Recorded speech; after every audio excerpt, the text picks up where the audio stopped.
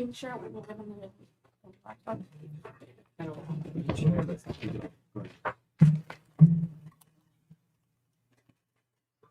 All right. Hey everyone, thank you for joining us today. So today we have the Shifting the Focus Youth Seminar, and we're joined today by Colonel Hunton, Sean Smith over here, Vice Chairwoman of Fulton County District 4, Natalie Hall, the Honorable Judge Angela Brown. Where's that extra? Keep going. Pastor Lisa Musser, Attorney Gerald Griggs, Executive Director of Atlanta North Georgia Labor Council, Sandra Williams, District Attorney Patsy Austin Gatson from Gwinnett County, and Attorney Gerald Griggs. Hey everybody, thank you. I'm so sorry we've had a few technical issues today, but today Black Push is hosting this event to kind of talk about shifting the focus youth seminar. This is all about how to deal with our interaction with law enforcement. We're going to talk about learning about jobs of the future, education, making the most change in your community as a team, and where we are headed in the future. So first off, I want to say thank you to all our panelists. Hey everybody. So I wanted to start off because I know we have Miss Sandra. She's going to be getting off earlier. So earlier this week, we had the great opportunity of partnering with Miss Sandra and her organization, and she's the executive director of. And introduce yourself, Miss Sandra. I'm so sorry. You could do it better than I can. Atlanta Georgia Labor Council, which is an affiliate of AFL-CIO. So we went to the Department of Labor to protest earlier this week. As you guys know, the minimum wage takeaway, I guess. That the governor is getting ready to, or not the minimum wage takeaway, I'm sorry, the unemployment takeaway, where they're getting ready to take away the $300 that people are getting per month. So I wanted you to talk to Ms. Sandra about how the impact of that bill, how it's going to impact youth, how it's going to impact families. Thank you. The primary thing I'm interested in is trying to ensure that we can get those funding, get the funding in this pandemic unemployment of $300 per week. Give it back to the state. This state, just like with Medicare expansion, decided, you know what, we're not going to accept the federal dollars that would go to our families, go to our youth. That is a pattern that we see with the Republican Party, with Governor Kemp. We also want Mark Butler to open the doors of the Georgia Department of Labor. How can people, you want folks to go back to work, but you want them to go back to work at minimum wage. The state minimum wage is $5.15, which generally doesn't impact the majority of people, but the federal minimum wage of $7.25 definitely impacts all of us. Yes, definitely. So as that impacts families, think about it this way. With the pandemic, and we have not gotten out of the woods yet. I know we have 30% of Georgians who have received both of the vaccinations. Yep. But that's not really 11 million people in the state. We have clusters within schools where a child is diagnosed with COVID, gives it to a teacher, the school closes. So now you're back in a situation where the mom or dad have to go back home to take care of a child that's in a virtual learning program. That's not consistent with family values that we've been hearing for years from the GOP or from Republicans. So what we're asking is restoration of the pandemic unemployment assistance, open the doors to the Georgia DOL. It's also supposed to be a citizens council, and Attorney Griggs, I think you were very much involved in that lawsuit, to say, listen, you're supposed to have a council that can be workers, labor, of course, employers, but people that provide oversight and input into the Department of Labor and what they're actively doing. You know, she had, Mark Butler had an opportunity to go back and ask for additional funding from the state legislature because they are understaffed and have been understaffed for a while. They need new technology. He did not ask for any additional assistance, monetary assistance. So we say, out with Butler, we say, with the governor. We people that have working families at the heart of their interests. Mm-hmm.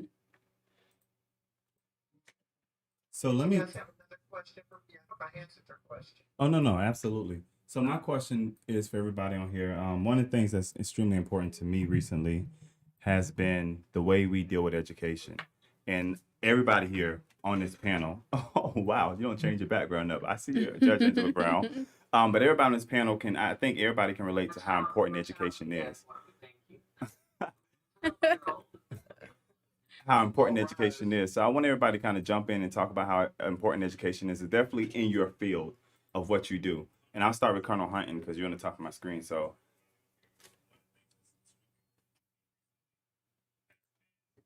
Sorry, sir. I'm trying to get it unmuted. I'm not too good with technology. Thank y'all for having me. Education is going to be very important. It doesn't matter ethnicity, doesn't matter your background. That's one of the key things to help with reducing poverty, things of that nature, is having the education in place for all. And so I don't get into the politics because I'm not a politician. I serve my community here in Paulding County, and we do the best that we can to help our citizens here. But education is very hey, important. Disco, you know what? Go to the next person. All right. If I could get Natalie Hall to tell us about how education helps her in her field and the importance. Hello, everyone. Hi, Chairwoman. Great. I'm so excited to have a chairwoman on the team. Oh, it's fantastic. I have a lot of the Atlanta Public School representative districts inside of my district. So I work with those elected officials that are on the Atlanta Board of Education to ensure that the families and children that attend Atlanta Public Schools receive Fulton County services that they need. And Fulton County has so many services because we're mandated by the state to provide health and human services. And everything is free to our Fulton County residents because it is their taxpayers' dollars at work. So as it relates to education, I find it very important that our children have the resources that they need and their families.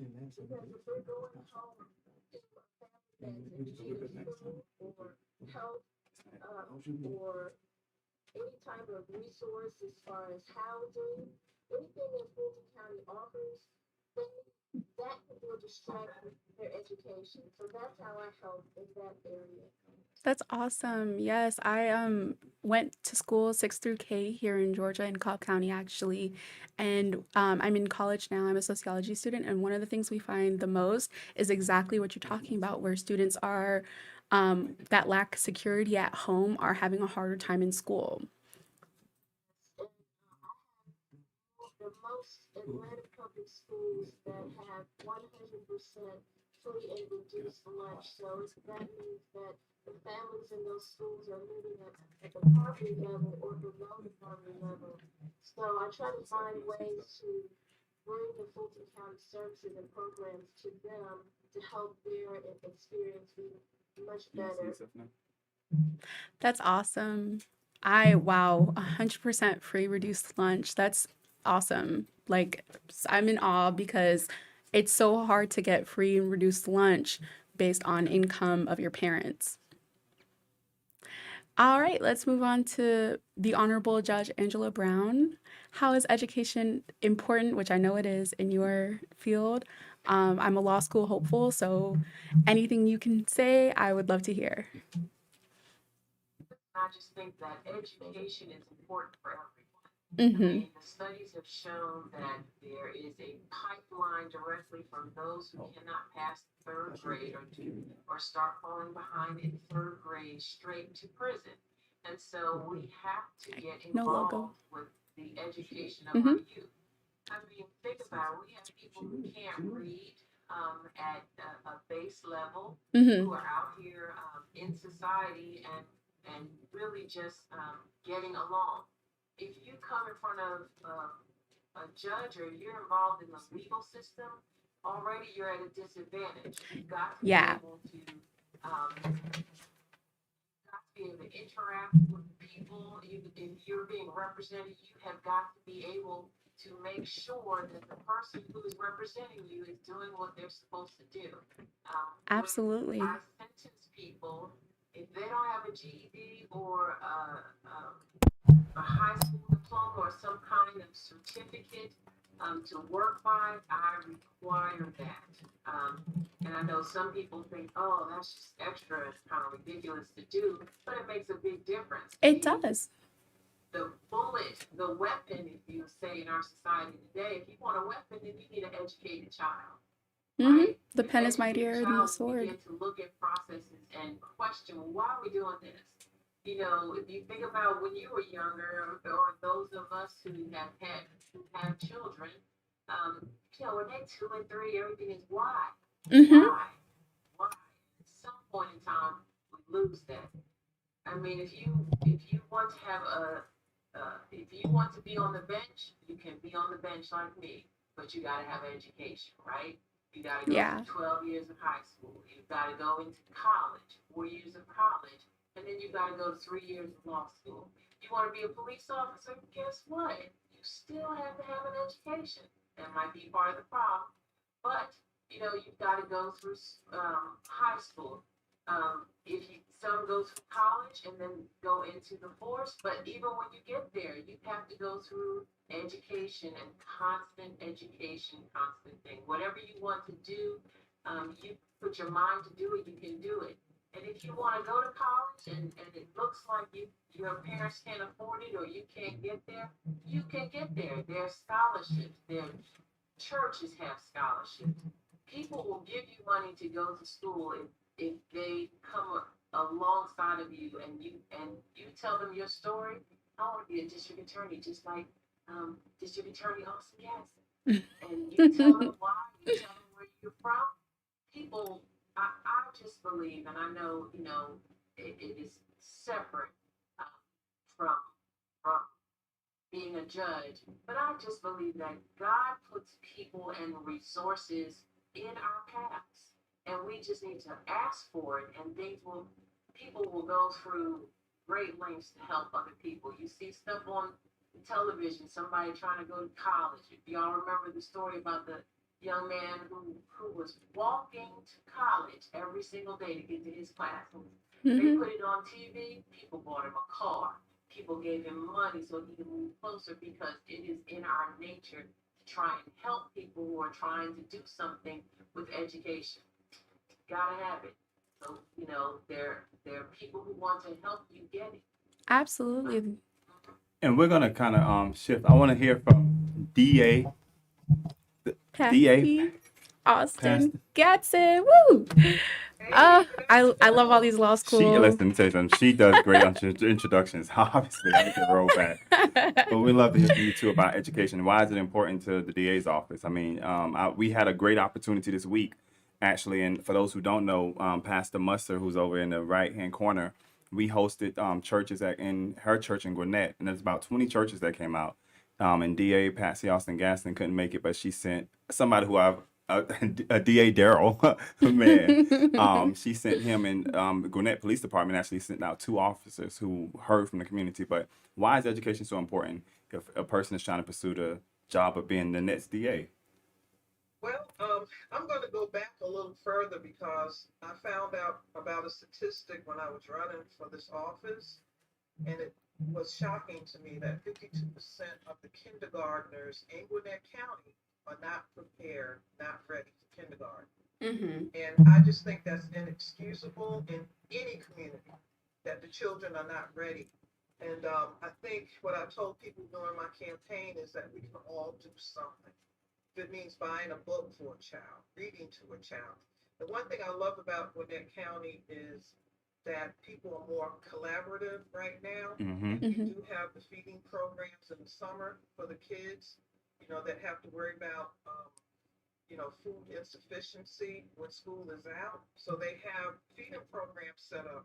And I think, you know, as a community, we have to be involved with the community because If children are being educated, if they're seeing that they have a hope in the future, and I think that's what education brings. It brings you to understand that you have hope in the future. It's just like, the other panelists have said, just put it out there. If you have a dream, you can go places. If you're not dreaming, you're not going any place. I'm the Mhm. first college graduate in my family, and I'm the youngest of 6 children.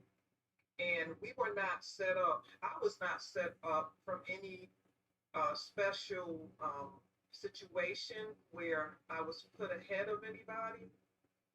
I feel like I had to scrap. I wanted something in my life. I grew up sometimes in projects, sometimes we lived in houses, but I see that, there's a struggle that we all have to go through. And I think that any child out there has to understand that we love them, that they have hope, that there's a future for them. And I think education has been the door for a lot of people to walk through so that they can have a better life for themselves and for their family. So I think education is imperative, but it just concerns me when I see from our SROs in our schools here in Gwinnett County, where even elementary school children are bringing weapons to school. And this is something as a society, we all better get educated. I don't care how many degrees you have, you can continue your education, you can help someone else out, pull ahead. But this is something that we have to do as a community. We all have to give back. We have to make children know. We have to make young adults understand that we care about them. And we have to do something. Can't just sit back and say, I got mine, now you go get yours. It's not that simple. Yeah, I think it goes back to the Absolutely. whole aspect of it takes a village to raise a child, right? Yes. And I think we have to get back to that principle. And the funny thing is that for those of us who work in the spiritual community, they don't see the spiritual community as being a place where you need education. But Pastor Mercer, I know me and you definitely disagree with that. You definitely need education. I had actually before I got in ministry, my old pastor, Dr. Matt King Carter, used to always say that if you're going to be in ministry, you have to have a Bible in one hand and a newspaper in another, because you have to be able to relate real life issues to what people are going through now. But Pastor Mercer, I want you to speak on education from that standpoint. Okay, well, thank you, Sean. It is important. It teaches, it's more than book knowledge. I mean, education is where children learn how to interact with each other. They learn structure. For some children, sadly, it's an escape from a bad situation at home. And I would also like to make the parents and the youth that are watching this, those that are 14 or 18 are mostly there or coming out of school. But for to me personally, it is a human right. But I'm saying to me that's very important that it's a basic human right. And the Constitution of this country affords every single child a free education, an education that it's equal opportunity, no matter what the child's what they've experienced to that point. What I appreciate about the education system is that it levels the playing field at a young age. So whether the person is poor, even whether they're a citizen or a non-citizen, regardless of their gender, regardless of their ethnic background, regardless of their religion, they're entitled to a free education. And so the fact that it is a basic human right, I encourage um, young people, because I know it's a struggle for a lot of young people, and then a lot of kids get moved around from state to state, and it's just hard for them to finish their education. Some kids, stay in trouble a lot, get expelled from multiple schools. They still have a constitutional right, a human right to a free education. And that's very important. I understand that we have a lot of youth listening, and I just want to speak to them for a quick second and encourage you that, I have personally been involved in children who they've been expelled from schools. They've gone through all kinds of, they've done homeschooling, then they've gone to the alternative schools, and whatever it takes, press through the adversity, just press through. If you're a young person, press through, because this is a thing that will keep you behind for the rest of your life. So press through whatever adversity. If you're 20 years old and you're in the 6th grade, it's okay. press through. You need to get that education under your belt so that you're not at a disadvantage for the whole rest of your life. It is your human right, it's your constitutional right. It doesn't matter what anybody thinks. If you've been expelled from 10 schools, if you've moved 20 states, stick with your education. It's your human right, and this country owes it to you according to our Constitution. So press through. I just encourage you, press through. At the end of the day, at the end of your life, you'll be glad you did when there's something that's free and that's your right. You take advantage of that. That's the first thing you can do, just to set yourself up to be in a better place. So I just want to speak to the young people and encourage them, no matter what the adversity, no matter what, you might be making all D's or whatever, just graduate. Whatever it takes, graduate. Take summer school. Don't let your peers embarrass you or shame you, or even adults or anybody. You get that. It's your right. It's your human right, and it's going to benefit you the rest of the days of your life. You know, it's crazy because I remember I was talking to my nephew recently, or probably a while ago, and I told him, like, when my grandmother grew up in a generation where you didn't have to have a high school diploma, right? Where you can actually go through and get a good job without a high school diploma. My mom grew up in a generation where a high school diploma was mandatory. And now we live in a generation where they want to see that college degree. They want a college degree and a even master's. me working in the restaurant industry, when people came in and they were looking for management positions, I put the ones that had the college degree above everybody else. So I think that's important. And we have, listen, I'm not good at doing introductions, but we have the justice fighter on, Mr. Gerald Griggs, Attorney Gerald Griggs. And for you, Attorney Gerald Griggs, I want you to talk to the youth about education, why it's so important for you as well. Well, I believe education is the key. I was blessed to basically be born in the classroom. My Wow. mother is a veteran of Atlanta Public School. She taught there for almost 40 years. Oh, wow. And so from when I could walk, I was in a classroom of some sort. And I always remember the advice of my father, who always told me that regardless of whatever grades you get, Gerald, as long as you learn so that you can apply, that is the best advice I could possibly give to you. So for the young people out there, yes, I want you to get good grades, but I also want you to understand the purpose of an education is so that you can empower yourself with tools that you can use the rest of your life. If you start looking at it that way, you can empower yourself to be an entrepreneur, to be a lawyer, a doctor, an engineer, invent something that hasn't been thought of yet. Those are the reasons why you go to school. It's not just to make a good grade. That's great. But if you can learn mathematics so you can apply it to become an accountant, if you can learn English so you can become a reporter, if you can learn logic so you can become an attorney, it becomes relevant to the rest of your life. So what I always teach my daughter, and I'm actually up here in Gwinnett County at Sugarloaf Mills, I'm about to pick her up. But I always impart on her the same way my father imparted on me, is find something that you're passionate about. I was passionate about arguing and debating. And so I learned how to read the encyclopedia. Yeah, I know I'm dating myself, it's a little old. Oh, I've read the 1996 encyclopedia. I know how that is. Know about a subject so that when I go into debate this subject, I understand that transition perfectly into what I do as an attorney. And you guys have the most powerful encyclopedia ever. You guys have smartphones where you can learn absolutely anything. I've been on this past pandemic, I've been on YouTube learning graphic design. Mm-hmm. In graphic design as an attorney, you can learn these things, you can apply them. There's a whole world of options and alternatives that you can use just because you learn how to learn. And so that's what I would leave you guys with. Education is not some archaic thing that you learn in a book. It's about being able to transition and translate whatever you learned into that book into something that you can apply. And so that's what I would leave you with. That's how important an education really is. So it was funny because recently there was a quote that went out on our Facebook page, and it was from me, and it talked about, in general, paraphrasing, how education should not be selective, meaning that we shouldn't teach what we think we want to teach. I mean, as a person, I need all the facts, right? Give me all the facts, and then you allow me to decipher through it and figure it out for myself. And in Tennessee recently, we've seen that the education board, they wanted to strip talking about slavery but keep talking about the Confederate the Confederate War, which I don't know how you talk about slavery without talking about the Confederate War.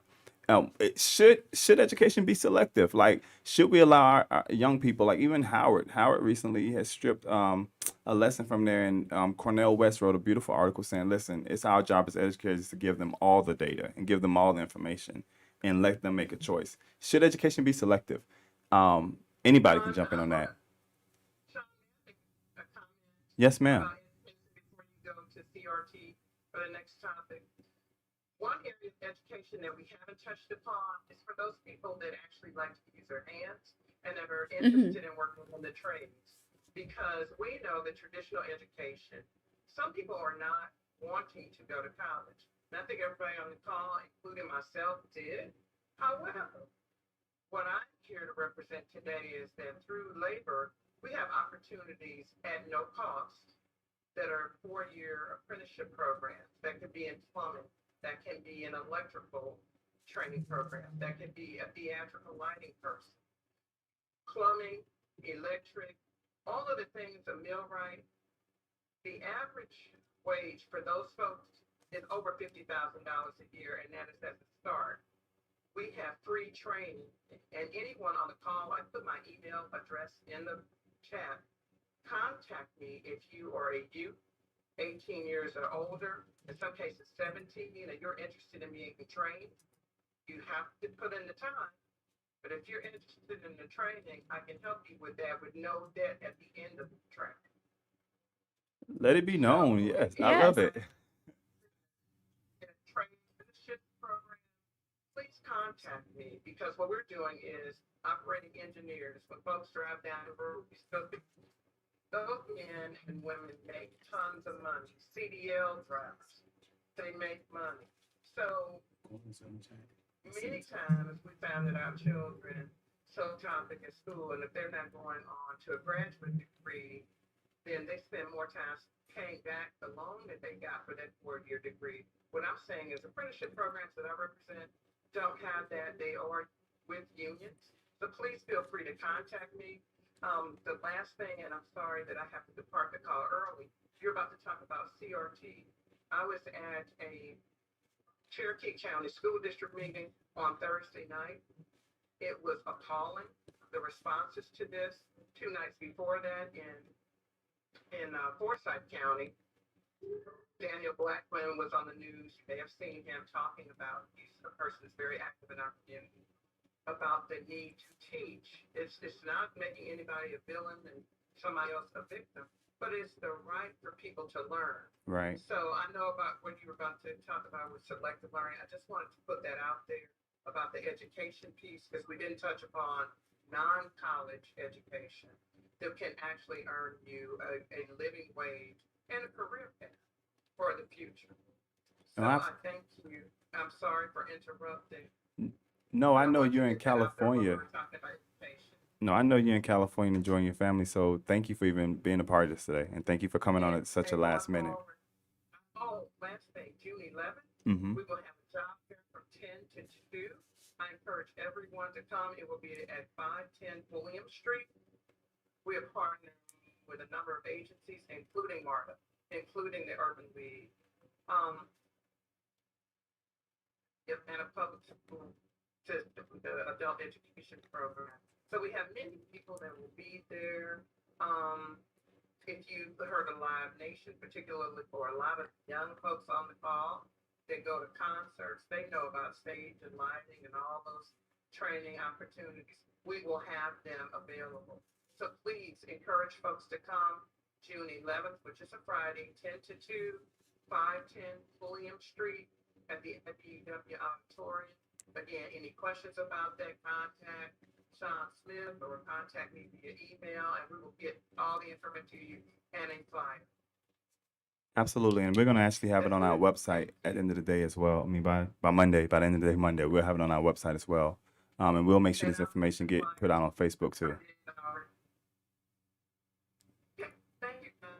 No, you're so welcome. Thank you so much. I wanted to jump back into this. So, Colonel Hunton, right? I wanted to bring you back into this part of the conversation because I know that we were just talking the other day when I met with you about the need for officers in Paulding County, right? And I'm speaking from Paulding County because that's where you work, but I think I've heard this from like across the state that a lot of law enforcement agencies are having a hard time hiring and bringing people in or looking for people, and you guys are looking for people. So tell what like, and if I wanted to become an officer, what are some of the steps I need to take? Well, first of all, we have a pre-screening process that you go through. It's just a questionnaire, and it just asks you basic questions. It goes into drug use, legal issues, things of that nature. If you've ever been arrested, things like that. And then from there, you'll come in. We do a fiscal assessment, which is just a obstacle course, which recently the Georgia Post Council has put in place an actual physical obstacle course that you have to pass in order to go to the police academy. So we've been doing that for a little while ourselves, but now it's part of the state mandate through our Post Council. Once you complete the physical assessment, there's an oral interview, and then there's a background that takes place, polygraph, psychological, medical screening, drug tests, things of that nature. And then we try to get you to work and try to educate everybody as quickly as we can. We have within our detention facility, we have a jail training program. It's 8 weeks long, and you're assigned with a jail training officer, and they show you everything to do on your daily duties and everything. Teach you how to communicate. Especially, I'm not being ugly, but our younger generation, they're all on these cell phones, and they can text and type real good, really trying to get them to communicate. And then from there, there's all kinds of options in the sheriff's office. We have multiple divisions. We're a full service sheriff's office in Paulding, so we cover it all. So. And that's important. I think that most time people think about working for the police force, they think about being on the street, a police officer, but there are other jobs besides being a police officer in the county, right? Oh yeah, we have court security. We have a warrants and civil division. Civil is mainly dealing with civil papers. Since the sheriff is a constitutional office, we have to uphold the orders that come down from Superior Court and things of that nature, and also magistrate. So we may have civil action, bypass, garnishments, things like that. We do all kinds of things. I've got on our patrol division, I've got guys that work the Silver Comet Trail. For those that aren't familiar with it, it runs all the way from Atlanta to Alabama. It's the old railroad railway, and they turned it into a recreational walking and biking and running trail. And we have about 23 to 26 miles that comes through our county alone. And I have guys, that's all they do. They work the trail. Helping people with flat tires, getting them back to their cars, getting them water. It's a good thing. And also, they're there to protect them as well from any bad elements that are out there. So we do all kinds of things. I did want to throw in there, we're having a job fair on June 24th, and it's going to be at our Board of Commissioners building, which is right there off of 278. But if you go to paulding.gov, they have the information posted there as far as the hours and all. And that's not just for the sheriff's office, it's for the entire county, because we have other positions available in the county as well.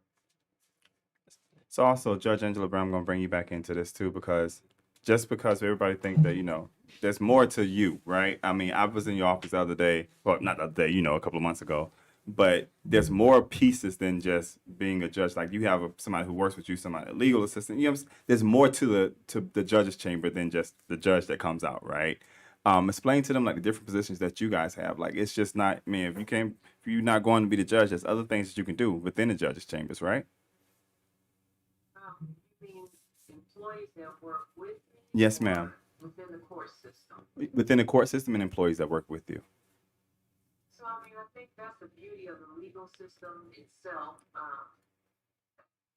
Let me answer that first question. With the judge, you're right. People see me and they never see the hardworking people behind me.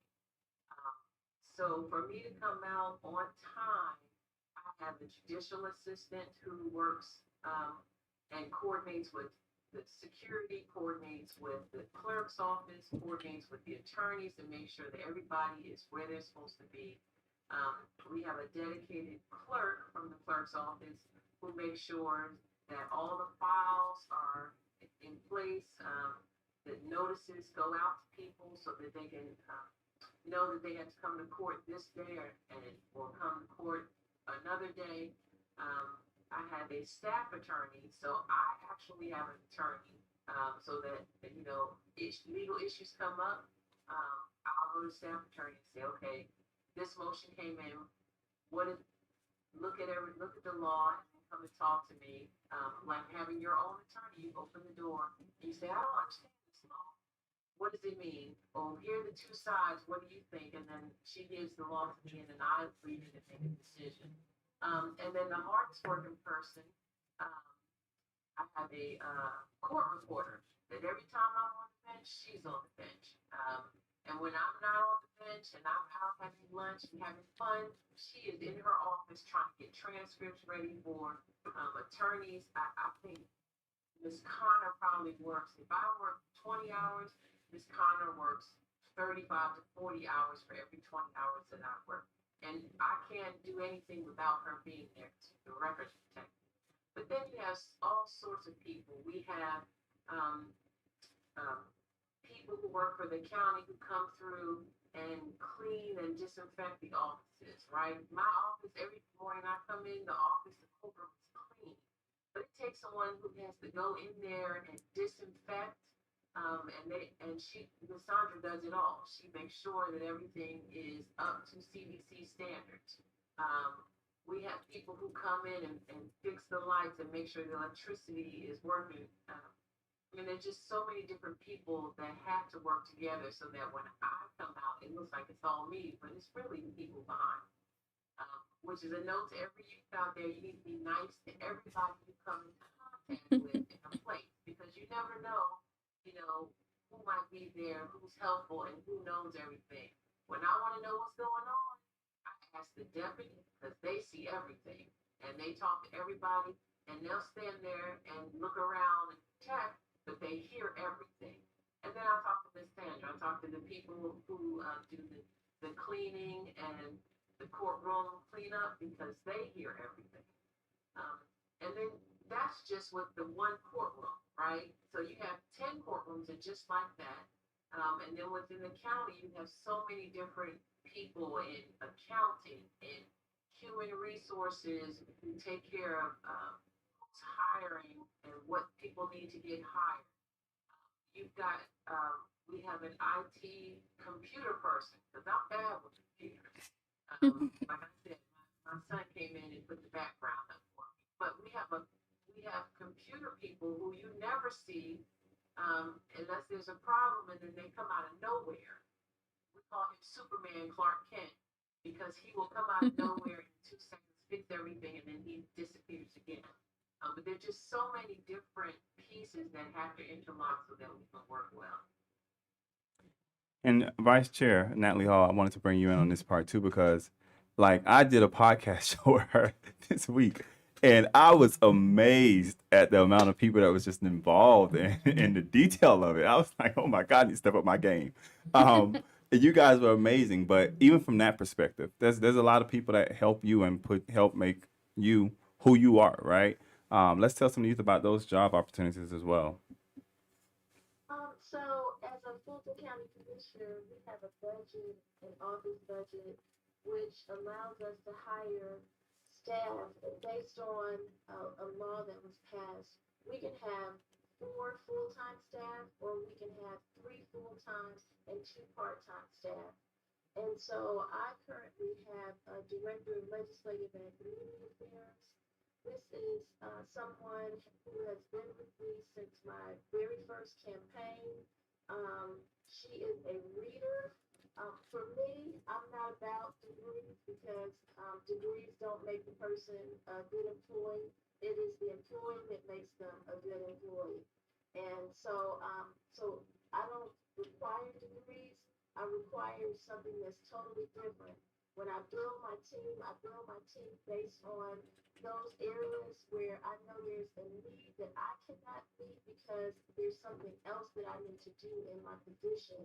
And so I cover it by hiring someone that can fill that need, such as my director of legislative and community affairs. She's a reader like I am, and I get so much legislation that has to be read. Some of this legislation is, could be pages and pages of reading that could take hours and days.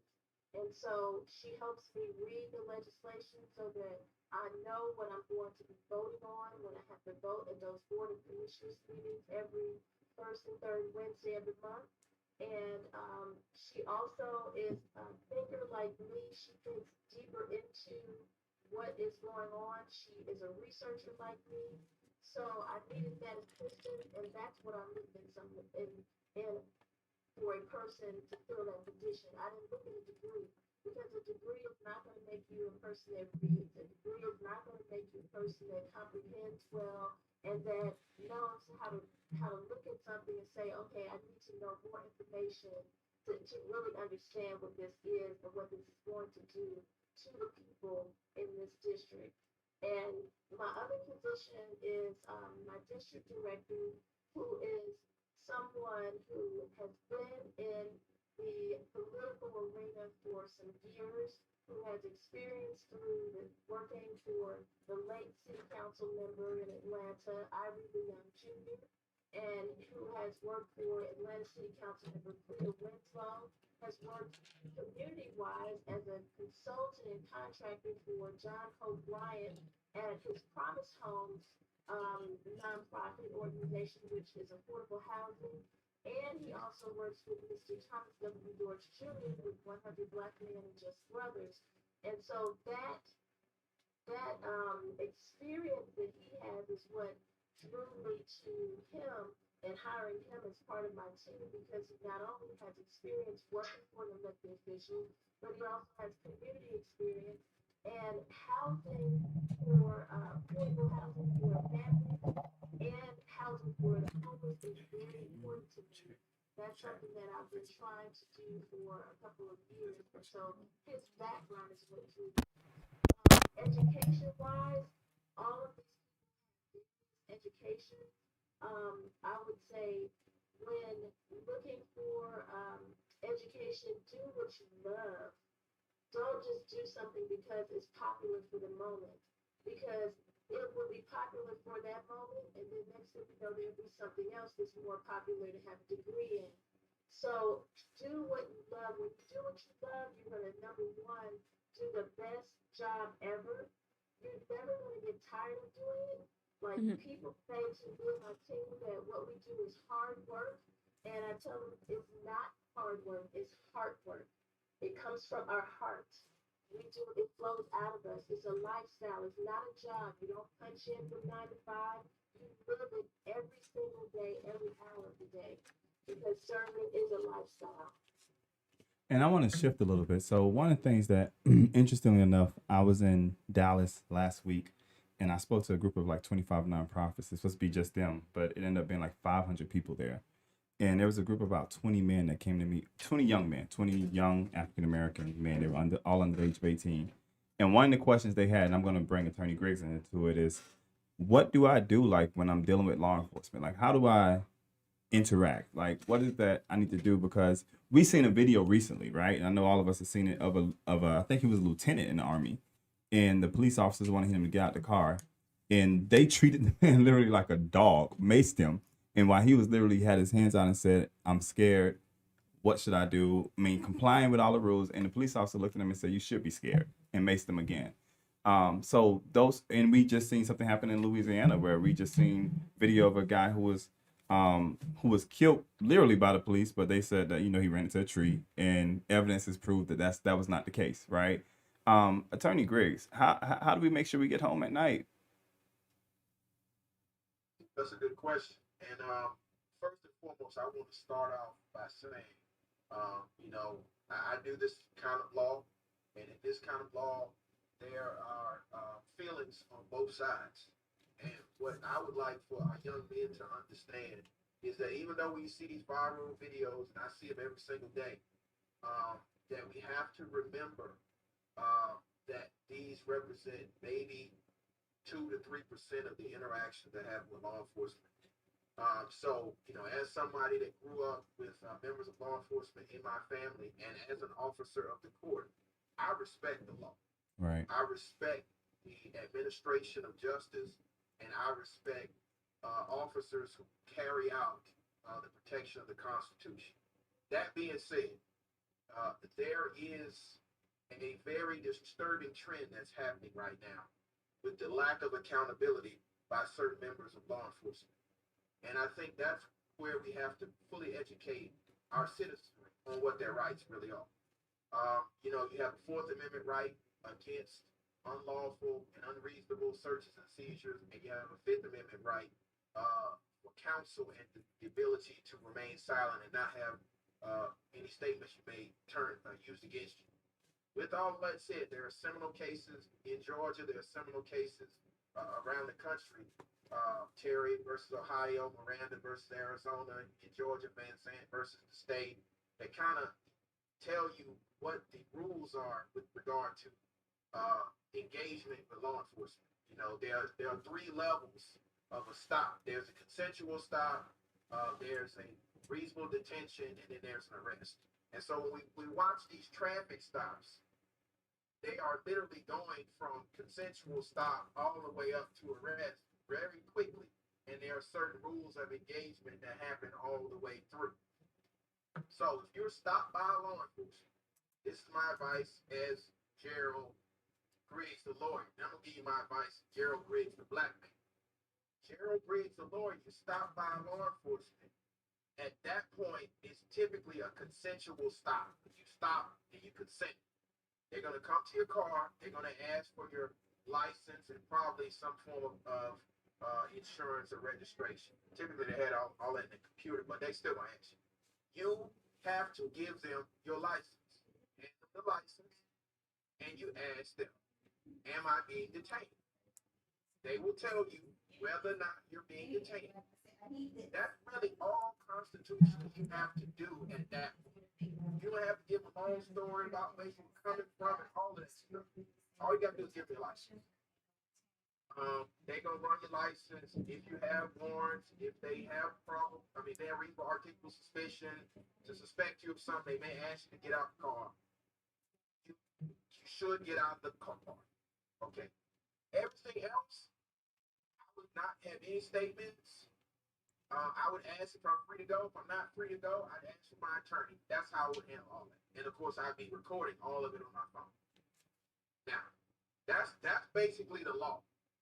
Now let's go to survival. As Gerald Griggs, the black man. If law enforcement encounters you, whether it's a consensual stop or they want to detain you, they want to search you, they want to do all of these things, cut on your cell phone and start recording. Listen to what the person is saying to you and try as best you can without losing your constitutional rights to survive the encounter.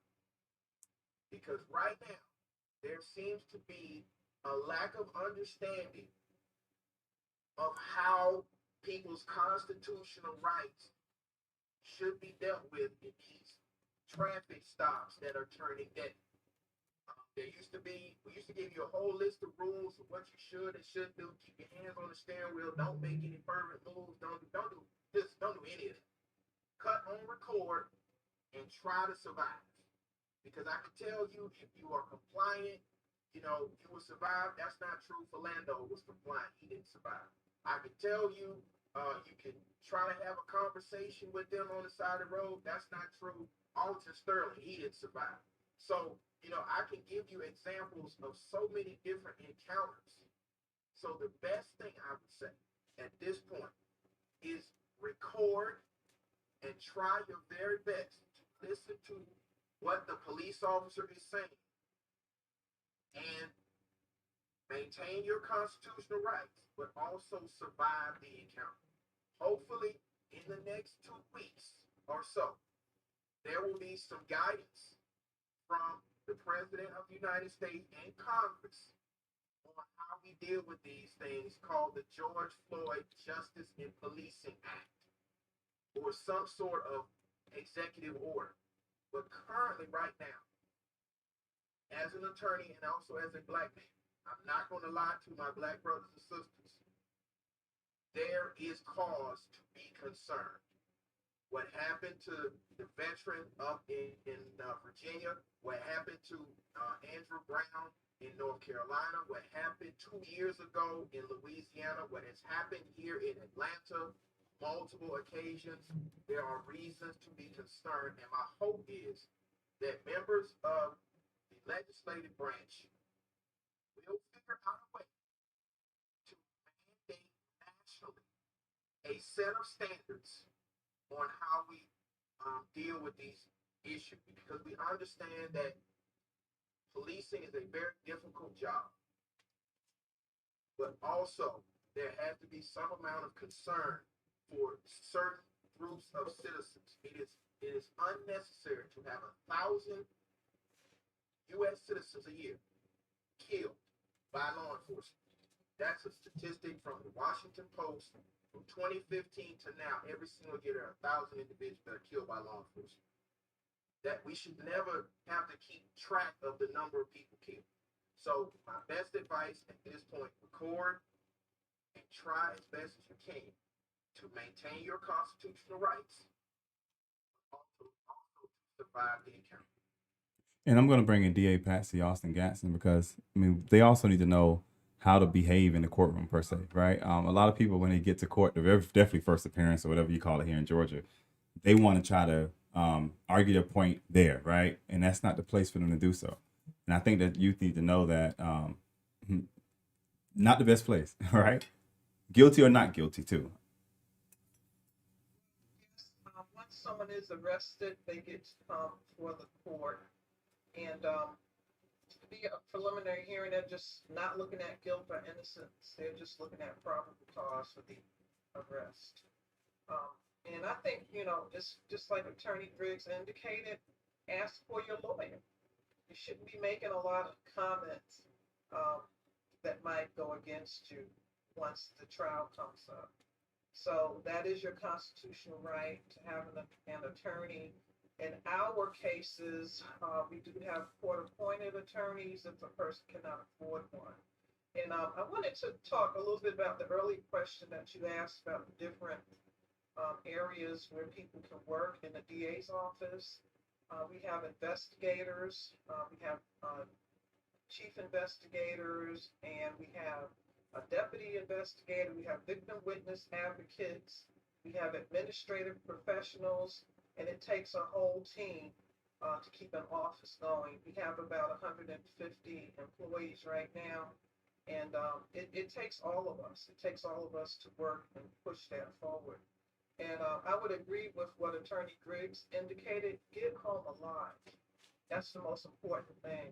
And it's hard to tell people how you interact with police, but we all deserve dignity and respect. Right. We have to give that dignity and respect to the officers, and they owe it to us as citizens because they're there to protect and serve. Unfortunately, a lot of things have happened that has gone viral, and when a person loses their child, that's one of the worst things anyone can ever go through, and in the violent ways that we have seen happen. And I'm just hopeful too that something will come out of DC that will help us manage this. And it's a lot of gun violence. June is National Gun Awareness, and we have to start thinking outside of the box so that we can even stop a lot of the gun violence that's going on in our cities and in our towns and in the country. It's just everywhere. It's like Biden said, there's an epidemic of gun violence, and it's embarrassing that our country is at this stage now, but we have to all try to do something. So somebody actually posted on our Facebook chat, they said lack of accountability is the problem and needs to be addressed. Would you guys agree that lack of accountability is a problem in the justice system? Well, we see what happened in North Carolina, where video was not let out. I think people need to, it needs to be more transparency. And that's going to bring accountability. It's like Attorney Rick said, recordings, now that we have a lot of body wear camera and things like that, people can see what happened, not just what somebody reports, but seeing what happened, I think is critical. I think Yeah, I also definitely- our young people need to understand that if you come in contact with the criminal justice system, you need a lawyer, okay? Don't come into court without a lawyer. I don't care if it's just a misdemeanor and you feel like, well, I can handle that. What you do and how you make your decisions impacts the rest of your life. And you need someone who understands where you are. Right? Going to a lawyer is like going to France and staying and not knowing how to speak at all in French. So everybody's talking, everybody, I have no idea what's going on. I'm just trying to figure it out. I see people come in all the time, they all the questions, and they feel like they can handle it. Feel like they can handle it just a little drug charge, and then they don't realize how other side, first in the law, great, advantage against them, and then they enter into something and I see them, still with, 6, 7 years from now, you trying to get that on your record, when it probably wouldn't have gone on your record to begin with. So even if you feel like this is way too much money, I don't need to spend it, you need to spend it. I cannot stress, you've got to have a lawyer, whatever it is, whether it's criminal law, family law, contract, something happened at work, you need to have an attorney. Attorney Griggs, I know you was you was trying to chime in on that too. Yeah, definitely. I agree with the judge. And here's the thing that you always should remember when you go to court. I've never been in a court situation where the state of Georgia was not represented by an attorney. So the state of Georgia thinks it's important to always have an advocate that's versed in the law there to represent their interests. The average citizen should always have an attorney there versed in law to make sure that their interest is protected. And to answer the question from the Facebook comment, yes, I do believe that accountability is important, and that's what's necessary to get us to the point where we can move forward as a community around these things. You know, everybody wants to feel safe. Everybody wants public safety. And I think that how we reimagine public safety starts with accountability. You know, I would be remiss in my duties as an officer of the court if I didn't say that, the law, there shouldn't be two justice systems. Right. We all are seeing the videos, and the videos are quite clear. And so I think that to build the trust that's necessary in the community, many members of the system need to come to grips with there should not be two justice systems, one for citizens and another for law enforcement. Right. So I do believe that's key. But I also want the citizens to understand, as an officer of the court, I still believe that a vast majority of the officers of the court are protecting and defending the Constitution. Right. And we have to hold accountable the ones that are not. And I agree with you. One of the things I love so much about Colonel Huntington is that literally I was in Paulding County, and me and my ignorance, I ran out of gas, and a Paulding County sheriff's officer pulls up right next to me, and they literally were like, okay, there's a gas station like 1 mile up the road. I was like, you can't give me no ride. I can't walk no 1 mile. And he was like, oh, I'm not supposed to, but I will. And right when I got in his car for him to give me a ride to go get gas, who calls me? Colonel Huntington. And when he heard me on the phone with Colonel Huntington, he kind of like, oh, how does he know Colonel Huntington kind of deal? But it was just, once again, that interaction, right? I've interacted with police officers in Cherokee County before, who literally at 2 o'clock in the morning pulled out a gun on me because he asked me what was in the bag, and I went reaching for the bag, not even thinking. And at the end of it, I followed the rules, kept with it, right? We had a 30-minute conversation about gun rights and all this other kind of stuff. So it's ways that we can shift the focus. And I do believe that we don't argue our case on the street. That's why we have Superior Court judges like Judge Brown.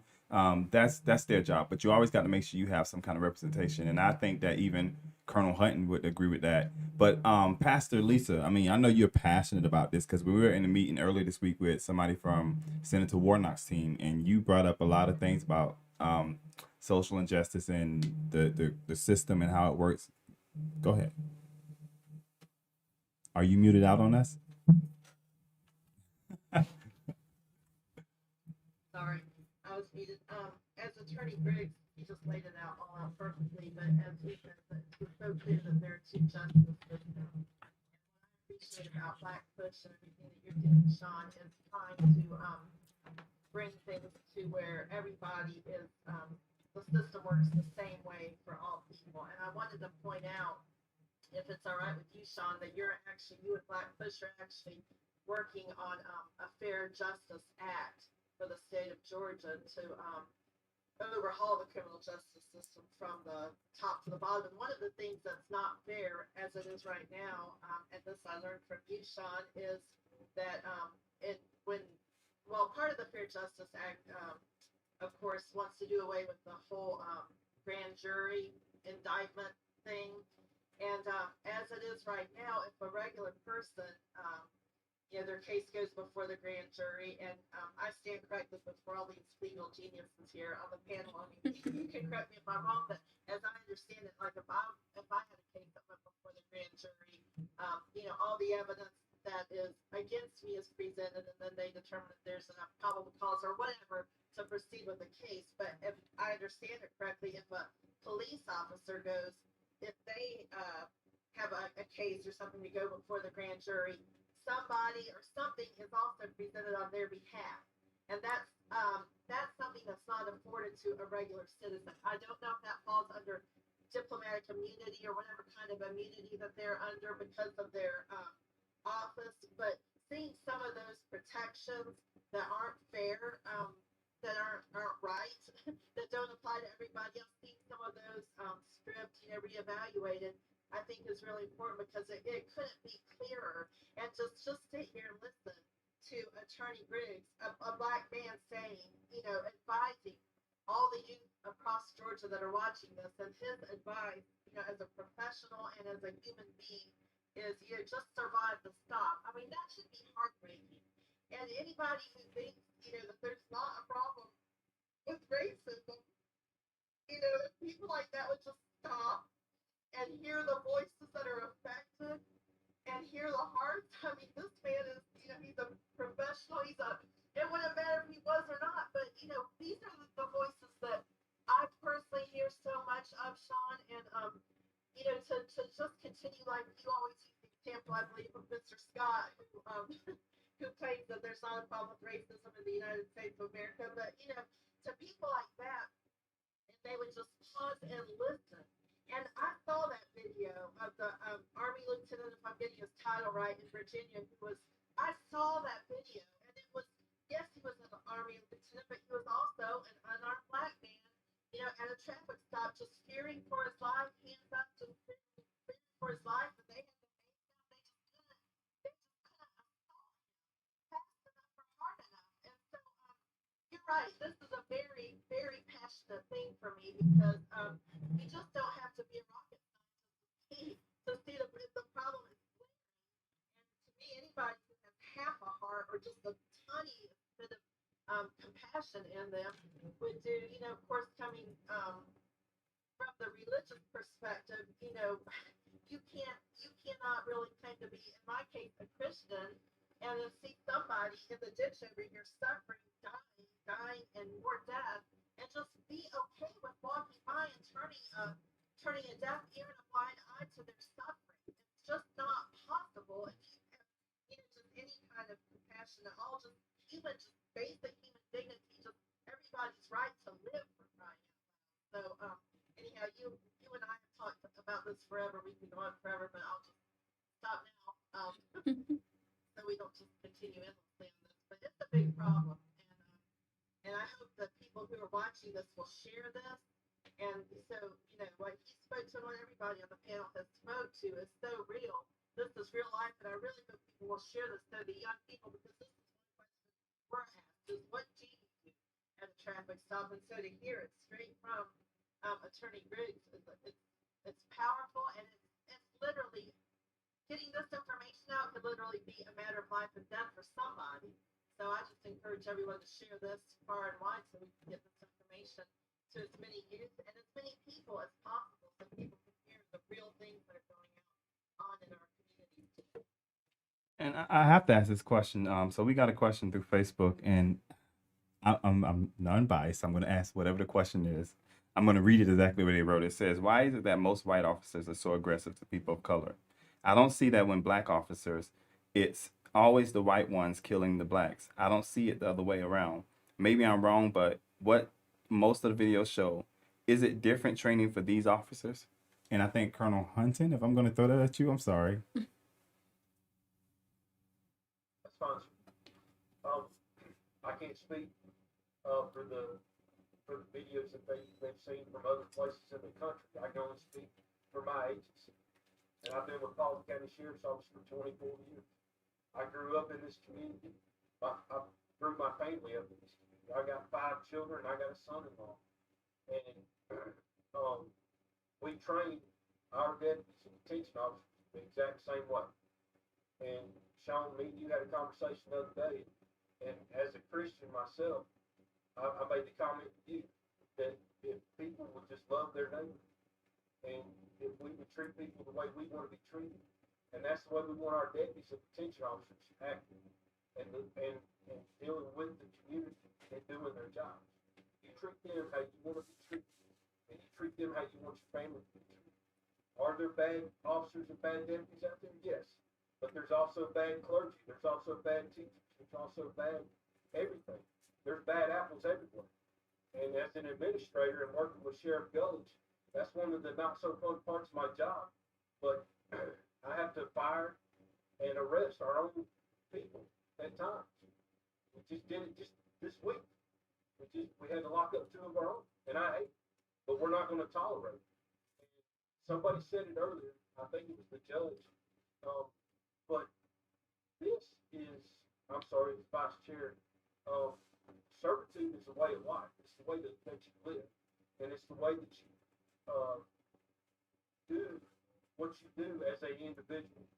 And that's what I said earlier. You know, I'm here to serve my community, and that's what we want our deputies and all of our staff to do. We're here to serve.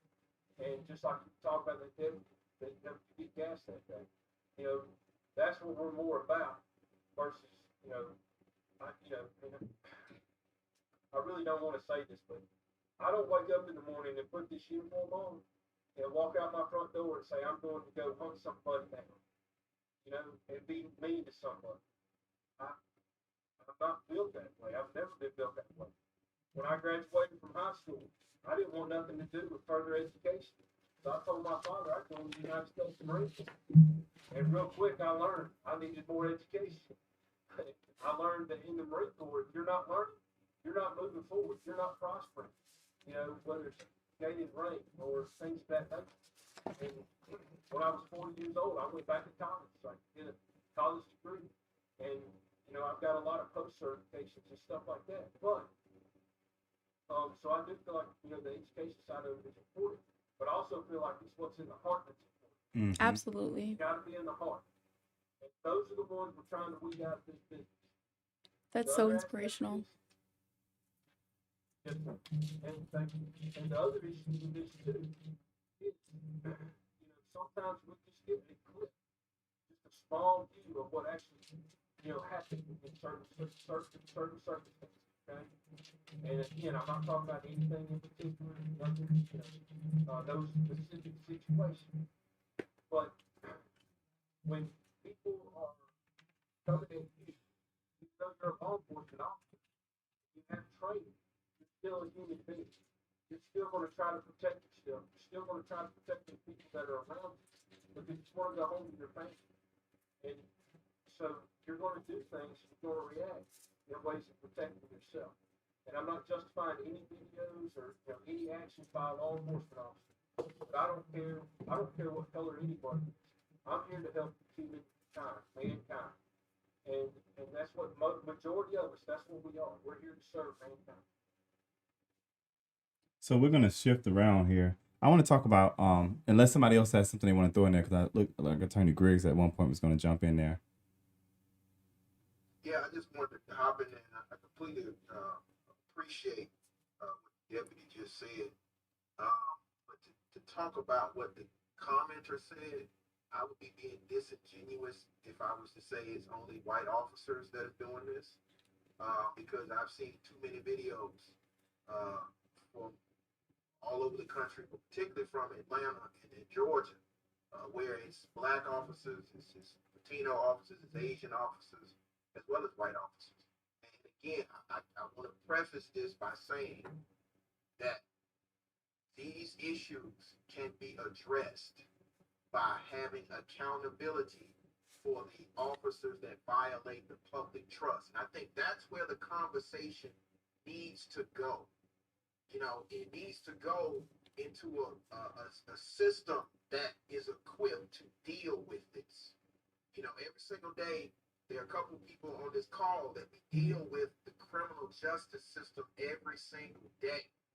And the problem is, enough of these cases are not making it to a jury because we have individuals that, you know, don't have the courage to do what's right. Right. So what I mean by that is, and again, it's not to directly to anybody on the call, but there, you know, I deal with criminal law every single day. Okay, I know you can indict a ham sandwich. Sometimes it doesn't even need to have ham. It needs to be a sandwich with some bread.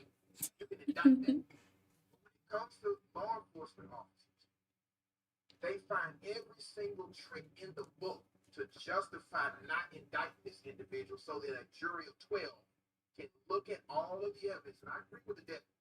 Most of the time, these videos, we see in a clip. It's a clip of what happened. And so people are forming their opinions. But like in George Floyd, we got to see it all because it was put in front of a jury. And I think we can get back to where we need to be as a country if multiple officers are put on trial for these killings. You know, if Ray Shard and Devontae murder somebody, they get arrested, no bond, and they're going to have a trial. But if officer kills somebody, we're going to have the GBI step in. They're going to investigate for some inordinate amount of time. Then it's going to be turned over to a district attorney. They're going to sit on the case for a little while. And that's what's causing the tension. The tension is the country is continuing to see brutalized bodies in the street over and over and over again, and we're not seeing any justice. So, again, Washington needs to do something, and they need to do it right now. Because, you know, the case we just saw in Louisiana, 2 years, that video set. We have body-worn cameras. The body-worn cameras are for the protection of law enforcement as well as the citizen. Right. Why are we sitting on these cameras? Why are we not putting it out? Why are we not putting it in front of a grand jury? And so I think that's a conversation that legal professionals need to have with our legislature. You can support law enforcement all day long. I support good law enforcement by holding them to the same standard as any citizen is held to. And I think that's a solution that needs to happen. And that's crazy because on that part, everybody on the panel literally shook their head yes. Everybody, because I think we all can agree to that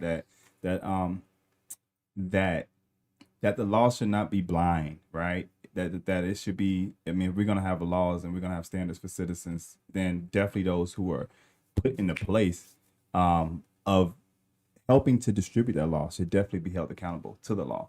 And that's everybody. I mean, thinking Paulding County. Well, I'm not gonna throw shade at Paulding County. You guys just had the incident there with your DA. I mean, everybody's responsible, right? And everybody should be held accountable, no matter who you are. And if they can do it to a DA, they should be able to do it to a police officer, right? Or even a judge if they're out of misconduct. No shade. But if a judge is not doing what they need to do, one of the things that I really want to shift to is it's really important to me is voting, right? Voting. One of the things that I love about Colonel Hunt, and we had this conversation the other day about, like, in Atlanta, and we get to use Atlanta, Georgia as an example, right? I stay in Cobb County. In Cobb County, we have Cobb County Police Department, Cobb County Sheriff's Office. We have Austell has a police department. Powder Springs has a police department. All these people have a police department. And Colonel Hutton brought up a very valid point to me the other day. He said that the only person, as far as when it comes to law enforcement, when it comes to officers, who is appointed by the people and held accountable by the people, is the sheriff's department. Police chiefs, they're nominated by the commission board. They're put up there by the commission board. The only elected official in the county that is in law enforcement per se, in the police aspect of it, that is voted in, is the sheriff. But we have to understand that we have to start voting our interests, right? We can't complain about something when we don't get out and vote. And Georgia did that this year. But I'm going to start with Vice Chairwoman Natalie Hall. Why? It's important to vote, right? Absolutely, it's very important to them. And I do want to recognize the newly elected Fulton County Sheriff, Patrick Labat, because he has already shown his commitment to the community across all of Fulton County.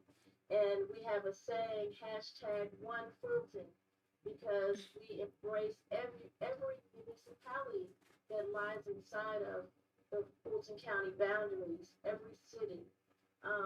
Fulton County, we need our sheriffs. We also have a police department, which unfortunately is diminishing because our county police department was supposed to do law enforcement across the unincorporated portion of Fulton County.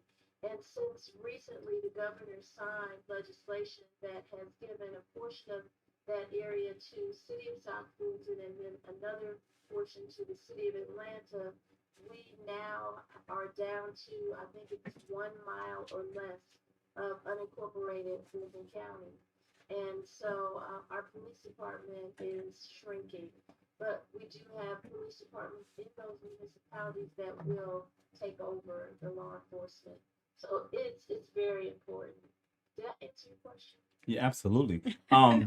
Judge Angela Brown, you didn't get to the bench by somebody appointing you there, right? Or some hypothetically, let's use that right. Somebody did appoint you there. So I love hearing your story because you beat out, not throwing no shade to anyone in particular, but you beat out somebody who had been there, and they were the chief judge of Superior Court, right? That's correct. But you're voted in, correct? Correct. Judges are voted in. Well, some are appointed. But listen, I've been waiting to say this. Voting is so important. We need to understand that it's good to have good people who have views of this and views of that, but a lot of our systems, including the justice system, including the policing system, are systems that have been around since colonial times of America, right? And so they are systems that have incorporated racism and an oppression of one set of people over another. And this has gone through history after history after history. It's good to know your history because if you can see where we have come from, you can understand why we are where we are right now. You must understand there are great people. You can put a great person. One great person cannot change an institutionalized system. And so, in order to change these systems that we have now in place, you have got to put people in who have different visions and different backgrounds and different diversities of thought into these systems to change the system. You can't change the system from the inside. You have got to take people from the outside, from the corners of the very outside portions of community and society and place them in the power, right? And that's the only way to do that, I tell people, is to vote. To vote for someone or to run yourself. If you qualify to run for a position, put your name in the hat and run for it because that's how we change the system by putting someone in who is not, born and bred of that same system. If you feel the system is oppressive, then not only do you vote, but you get behind someone whose views are the same as your views. You don't like what the sheriff is doing, then vote another sheriff in, right? Because that's the power. And I know it is good to march and it's good to show solidarity, but in the end, you have got to translate that into voting power. Right. My father, I know many of you know, was a Tuskegee Airman. My father has told us that every time the voting booth opens, we need to take advantage of that vote because someone died and went through hell for you to have a vote, right? For women to have a vote, for people of color to have a vote. Um, we can be heard, and I see it in my own story. Cobb County has never had a person of color on a superior court. We've never had a black, we've never had Latina, we've never had Asian.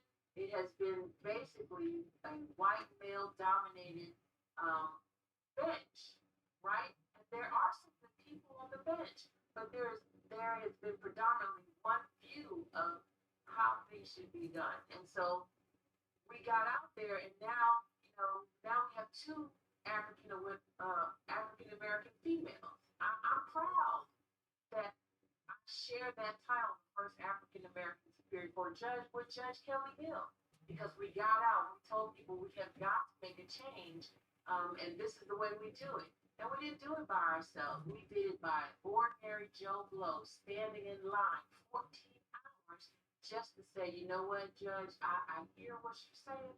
I feel like you can do something in the justice system. Even if you don't do anything, I just feel like you're going to look at it a little differently. And so here's my vote. We have to get out there. They've changed the parameters of the voting game. Doesn't matter. You still get out there. If it Right. takes 27 hours for me to vote, I'm going to stand out there and I'm going to have my voice heard. Because we can have conversations like this all day long. I can talk to Gerald Griggs every single day and be empowered. Yeah, that's a good idea. But I've got to translate that into the vote. Get out. Register to vote. Get out and vote. Don't let anybody tell you that you can't vote or you shouldn't vote or you're not qualified to vote or your vote doesn't matter, because it does matter. And I would say this too, before I go over to DA Patsy, that even those who are getting purged from the voting rolls, fight for that but right. I mean, if you know that you have the right to vote, and my mom, true story, my mom voted in 2008 for the presidential election. 2012 came around, and they told her that she was eligible to vote. Keep in mind, she had not been incarcerated or any kind of law enforcement issues for over 40 years, and they told her she was ineligible to vote. A week after that, they sent her a letter and said, "Oh, we made a mistake. You should have had the right to vote." So I mean, we have to fight for it. Don't let anybody tell you that you can't do it. And when they do tell you that you can't do it, find attorney Gerald Griggs. I'm pretty sure he'll come and help you make sure that right is restored. DA Patsy Austin Gaston, but they need to know too, your position is an elected position. Oh, yes. It was hard fought too. I ran as a Democrat in the primary. I had a challenge there. Also, when the general election came around, I had the incumbent to challenge that had been in office for 28 years. So it was a very, very interesting campaign. And just like Judge Brown said, you get out there, you talk to people, you encourage them to go vote. And I believe what she has said is very important too. No matter how long it takes, we will be there voting. Bring your own water. Whatever you got to do, bring a chair, but we have to be there. So I really do believe that people are more woke now than ever, and we will not sit back and let that vote be taken, ever. And I think it's important for people to vote early, in case, like you said about your mom having that problem when she got to the polls. So if we will vote early, there's a problem, then we can reach out and have those things fixed. And I love what Stacey Abrams did in our state, and I love what the Democratic Party has done in our state, where we had voter hotlines all day long. When it was time to vote, people were like, "Are there any problems?" And folks were able to call in and have things adjusted and dealt with on the spot. So it's very important that we keep that up. I had family calling me from New Jersey when the senators were running. Is Georgia going to do it? I said, Georgia's going to do it. I have no doubt that we will continue to push forward. And I think it's not really about party as much as it is about us keeping our democracy. Right. We have to work hard to keep our democracy. And it's like everyone has said, people have died for our right to vote.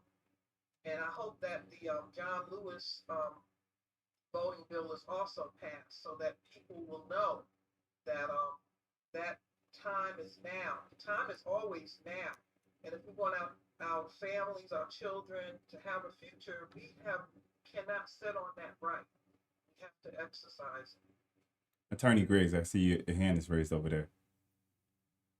And I just want to say this. I want to start naming some of the people that died. One particularly, Jimmy Lee Jackson, was killed in Alabama and was one of the impetus for the Voting Rights Act and the march from Selma to Montgomery, where my good brother and my friend and my mentor, John Lewis, was so brutally beaten on the Edmund Pettus Bridge. Young people, I need y'all to hear me clearly. Your vote is the most important nonviolent weapon that we have. Regardless of whatever means they try to take it away, whether that's literacy tests or voting purges, whether that is Jim Crow 1.0 or Jim Crow 2.0, we have an obligation to vote, to make sure we hold our rights, because I was the very first generation of my family. I'm going to say that again. I was the first generation of my family to be born with all of my rights. Wow. That is how important voting is. And because it's so important, and because you saw what happened in November and January, because of the work of Black women and Black organizers and candidates that spoke to the people and individuals that stood in line for 14 hours, you saw something in this generation that we never seen before. We saw an African American senator from a former slave state. He is the 8th Black senator in the history of this country. You saw a young Jewish senator be elected, and you saw power shift hands. America is one of the few democracies in the world where you can have a revolution without a war. You can have the entire government changed by ballot and not a bullet. So I hear a lot of young folks talking about they revolutionaries. Do you know what a revolution really is? It's changing those that govern you. And this country provides for that ability by voting. And if voting was not so important, the suppressor in chief in this state would not have signed Senate Bill 202 and arrested a young Rosa Parks, who I call Park Camp. So again, young people, you don't need to look in some far gone history to see what's going on. You can look right now and see how important elections are. You have several individuals on this call, many of which are the first. The DA in Gwinnett County, they say it was no way she was going to win. She's the DA. You have Vice Chair Natalie Hall, who I've seen with my own eyes in the community. Every time I'm in the community, she in the community. Marches, food deliveries, some going on with Marta, some going on with labor. She's always there. Judge Brown. I remember the very first election that Judge Brown ran for. She ran for state court judge when I lived in Cobb County. He knocked doors. This is democracy working. The sheriff over in Paul County,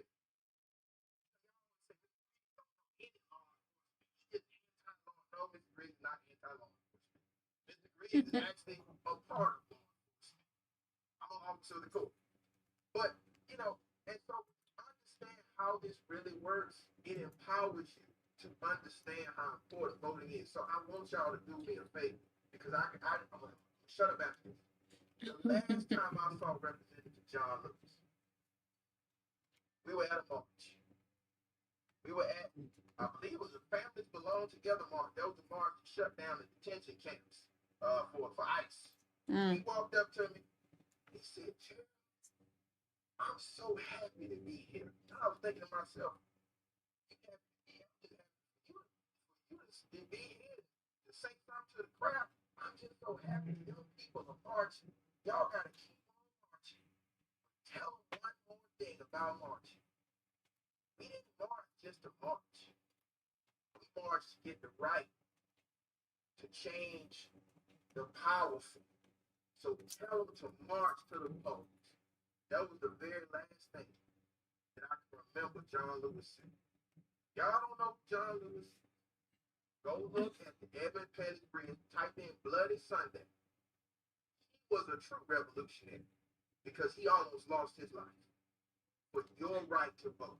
And all he wanted you to do was use that most powerful nonviolent weapon that we have. We see it works. If it didn't work, wouldn't be having all these voting audits, wouldn't be having these people running around the country talking about the election was stolen with no proof.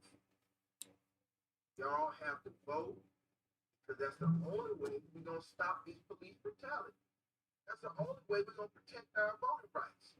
That's the only way we're going to see the people of color finally included in this great democracy. And so while they're having this conversation on critical race theory and whether or not we should teach the truth about this country, Right. let's keep voting so we can get elected officials who understand the true history of this country. Because I'm gonna let y'all know a little secret and I'm gonna be quiet. A lot of people have been teaching critical race theory for a long time. My parents taught me the truth about the civil rights movement and about the abolition movement and about Thanksgiving and the true founding of this nation. But none of this stuff is new. So let's continue in the footsteps of our ancestors to make this country be great for the first time and make it be what it says on paper for everybody. Absolutely. And I wanted to throw Pastor Muster in here because I you know, and Judge Brown can probably speak to this too, that the spiritual community plays a huge role in getting people out to vote. What are some of the things that you guys have done and some of the things you guys will continue to do over there in Gwinnett County? As a church held a couple of voting drives to register. We did what we had to do through the Board of Elections, and we actually held voting registration drives where we and it was during COVID, so we had it all, COVID protocol and everything. People could drive through, didn't have to touch anybody or anything. We had, disposable pins and all that, but we literally registered people in the community to vote and help them. There's Gwinnett County, as you all know, is so diverse now. So we had a lot of people who had moved here from other countries, and they didn't know if they even were allowed to vote. They didn't know how to go about it. They didn't know if they had to live here a certain time. They wanted to vote, but they just felt uncomfortable with the process. So a lot of times, churches can be a safe place in a community for people to come with, people like they know they can go on the church grounds and talk to us about it and not get arrested for their papers or their immigration status or what have you. So we had a lot of that, and then I thought it was so amazing because the turnout wasn't as great as we would have wanted it to be, given all that was at stake in that election, in November's election. So after, the people that served all day in the heat and we were probably there 12 hours just registering people, getting people signed up, answering questions, helping people. And then at the end of the day, the people who had just sat out there all day, and some of these people are seniors, and this is where young people, it's so good to involve young people. And we intentionally went out of our way. I know I personally recruited young people all in the name of, we need somebody that can run these clipboards over to the Sanchez sterilization station and then run them back to put new forms on them, and just intentionally try to pull in the youth to this in any way. And but anyhow, yeah, after the first one, the people who had served all day came up and said, the conventions are coming up, the Republican convention and the Democratic convention, and they said maybe people will be more have their passion ignited or be more on fire to come out after the conventions. And so they talked us into having a second one. So we did a few of those, and then everybody knew that this was a place where they could come, safely and without fear of being arrested or anything, and also just the fact that we are truly an international church, that they could come here and we could help them make their voice count, because at the end of the day, that's what we said, is what the panel has already said, that it's a right that people died for. And if there's any state that this was true for in this last election, was Georgia, where literally every vote, it was up to every single vote. So it's important. It's really important to draw young people in. And I would just say to the young people that are watching, voting is critical. And I would challenge you to go beyond that, run for something, because we need people in office, like as Judge Brown was talking, that for there to be change, we have to put different people in.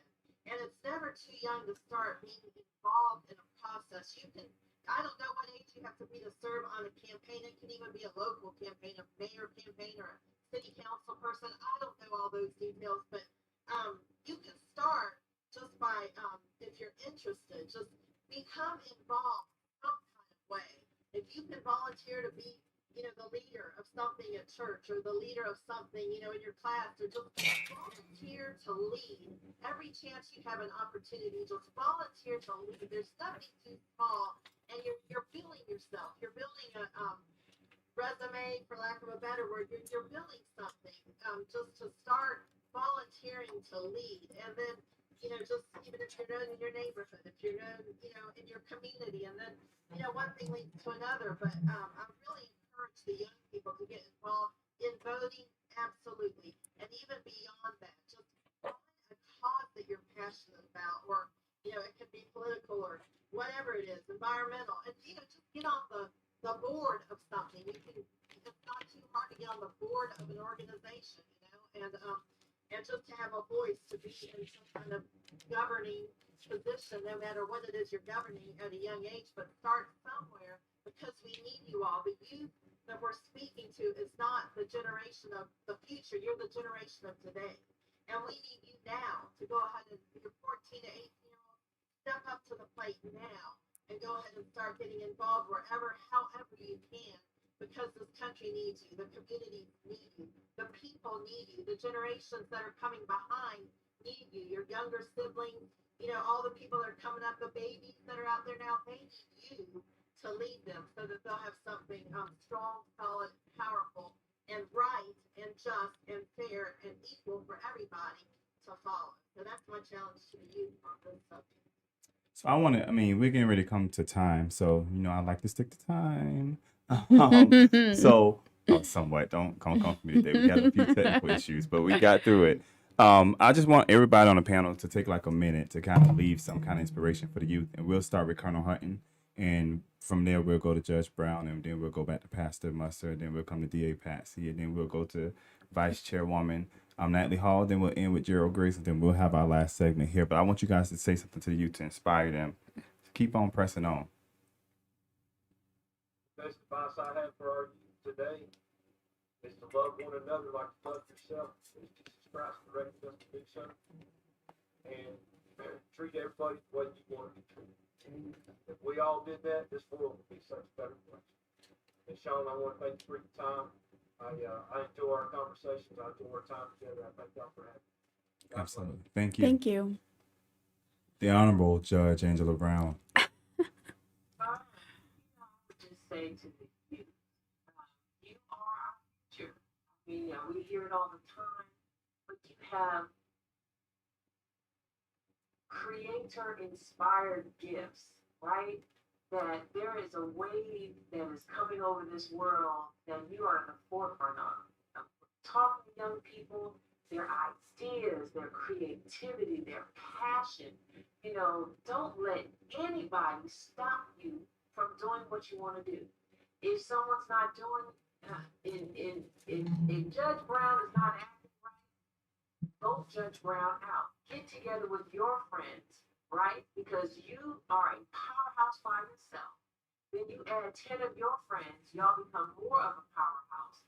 You know, the Bible says one can fly away, what, 1,000, two can fly away 10,000.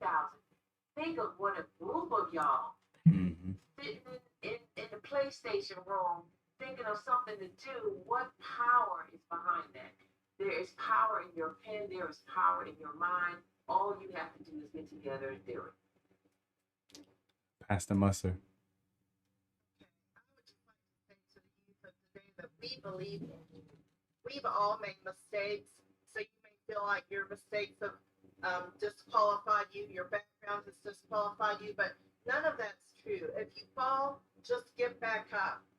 When you see the current situation of things, instead of letting it just completely depress you and get you down, let it motivate you to be part of the change. And if there's one thing I can encourage you to do, because it covers really all of this, it's to serve humanity. Just to serve humanity, to be the change. I know it's cliche and I have it on my wall back there, but we have to be the change, not just talk about the change, but actually be the change that we want to see in the world. So when you see a world of hate or a community of hate, you step up and be the love. When you see a world of injustice and inequity, you be just and fair. And like I said, I encourage you to run for whatever office you can, run for whatever kind of government you can run for at your age. But, you know, in communities that seem hopeless, you be the hope. Be the hope in communities, you know, and where there's darkness. Be light. It's like Dr. King said, darkness can't drive out darkness. Only light can do that. And hate can't drive out hate, but only love can drive out hate. So bring something different. Bring hope. Bring light. Bring love where there isn't any, where people don't see any. You be the hope and bring the hope. So we're counting on you. We need you. And you can start today with wherever you are. We need for you to break barriers. So just like these women have on here, DA Patsy, who I voted for. But, you know, break down those barriers. If somebody in your family, and we've heard several people describe how they were the first in their family, but I encourage the young people, you know, be the first in your family to break through some kind of barrier. Be the first one to start your own business. Be the first one to, whether you go to college or, you know, own your business. It's great to have a job and work for somebody, but it's even better to work for yourself and hire people, give other people jobs. Be the first one to own your own car. Just be the first one to break out of a cycle of always being in debt or having too much debt. So there's greatness inside of you, and I just want to speak to that greatness as we close out and say it's in there, and we want to encourage you, inspire you. If there's any way, I mean, I think I can speak for the panel, but I'll speak for me. If there's anything I can do to encourage you or help you along the way, my name's right there on the screen, and you can find me at Tabernacle International Church in Lawrenceville, Georgia. And I literally will do anything I can to help anybody young break through whatever it is you're looking at, encourage you, inspire you, and motivate you. I will say I'm personally there for you, and I believe in you. So thank you for watching. DA Patsy Austin Gaston.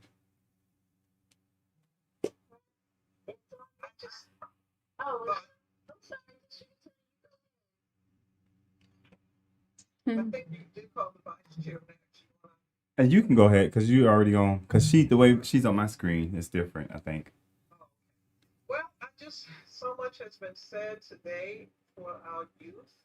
And I think that when I was young, one song that meant a lot to me was by Earth, Wind, and Fire.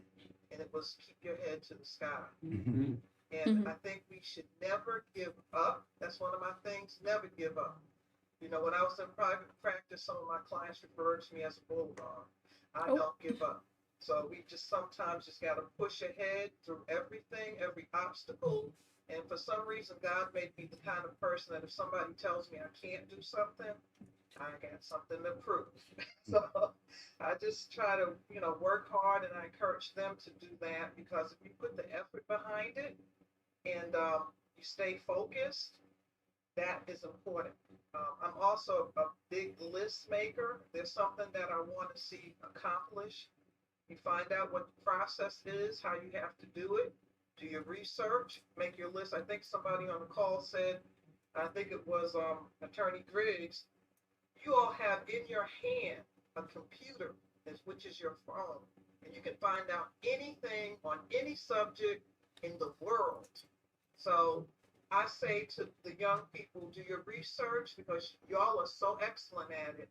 You can find out the answer to anything and see what the process is and take those steps. Don't be afraid. Do not fear. Be strong and courageous.